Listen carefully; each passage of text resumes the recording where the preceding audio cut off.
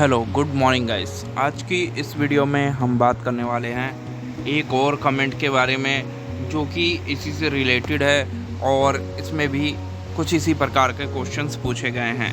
मैंने अभी हाल फिलहाल में देखे कि इस प्रकार के कमेंट्स कुछ ज़्यादा ही हो गए हैं, पर मैं इसके लिए बताना चाहूँगा कि ऑलरेडी इससे रिलेटेड बहुत सारी वीडियोस हमने अपलोड की हुई हैं जिसमें ऐसे सारे कमेंट्स के बारे में ज़िक्र किया हुआ है कि ऐसे इश्यूज़ में आपको क्या करना है, ऐसी समस्याओं में जब आ जाए तो उनको कैसे आपको रिज़ॉल्व करना है और किन किन बातों का ध्यान रखना है। तो ऐसे ही कमेंट को हम एक बार देखते हैं कि क्या वो कहना चाहते हैं और क्या उनके प्रॉब्लम का सॉल्यूशन हो सकता है। तो आइए एक बार देखते हैं हम कमेंट के लिए, जिसके लिए हम डायरेक्ट अपने स्टूडियो पे चलते हैं। ये हमने अपना यूट्यूब स्टूडियो ओपन कर लिया है। इसमें जो हमारे पास कमेंट आया था ये था ललन कुमार जी का। सर मेरे पापा का नाम से फिजिकल शेयर सर्टिफिकेट हैं। मेरे पापा के शेयर सर्टिफिकेट पर नाम है योगेंद्र मलिक। मैं उनका सन, नाम ललन कुमार मलिक है सर, और नाम मलिक में नाम सी मिस मैच है सर। मैं अपने नाम शेयर ट्रांसफ़र करवाने चाहता हूँ सर, हो जाएगा सर? प्लीज़ बताइए। मैं बहुत परेशान हूँ। देखिए, परेशान होने की आवश्यकता, बहुत ही सिंपल क्वेश्चन है आपका। ट्रांसमिशन का केस है। यदि आपके फादर मतलब अलाइव नहीं हैं तो आप इसे अपने नाम पे ट्रांसफ़र कर सकते हैं, क्योंकि एक ट्रांसमिशन का केस बन जाता है। अगर वो अलाइव है तो आप इसे नहीं अपने नाम पे ट्रांसफ़र करा सकते। अगर वो अलाइव हैं तो उस केस में सबसे पहले आपके पापा के डीमेट में वो शेयर जाएंगे, देन उनके डीमेट से आप अपने डीमेट में शेयर को ट्रांसफ़र कर सकते हैं। बट यदि वो अलाइव नहीं है तो फिर आप ट्रांसमिशन केस को फॉलो कर सकते हैं, जिसके ऊपर ऑलरेडी मैंने वीडियो बनाया हुआ है कि किन किन डॉक्यूमेंट्स की रिक्वायरमेंट होती है और क्या क्या दस्तावेज उसमें लगते हैं।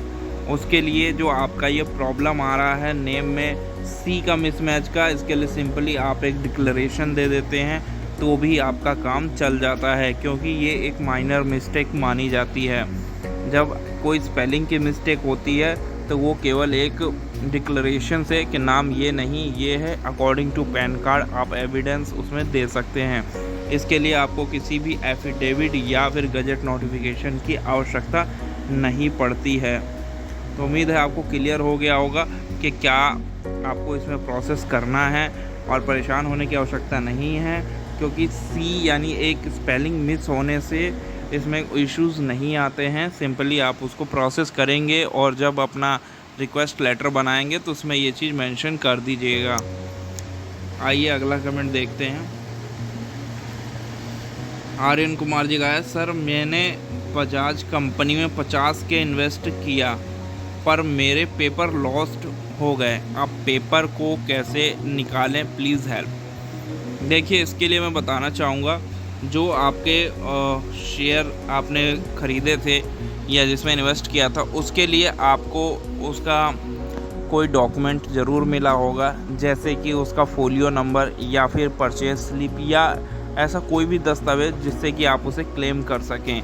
अगर ऑनलाइन ख़रीदे होंगे तो उसमें आपको स्लिप वगैरह ज़रूर मिली होगी, ट्रांजैक्शन नंबर और भी कई चीज़ें आपको आई होंगी।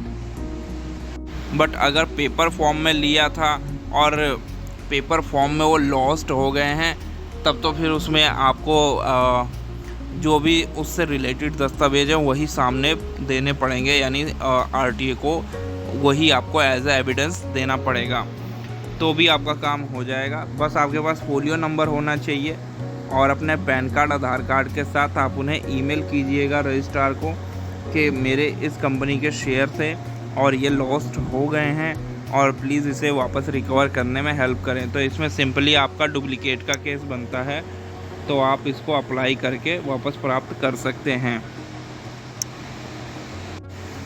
हमने अभी तक जो 2 कमेंट देखे, एक आपका डुप्लीकेट से रिलेटेड था और दूसरा आपका ट्रांसमिशन से रिलेटेड था।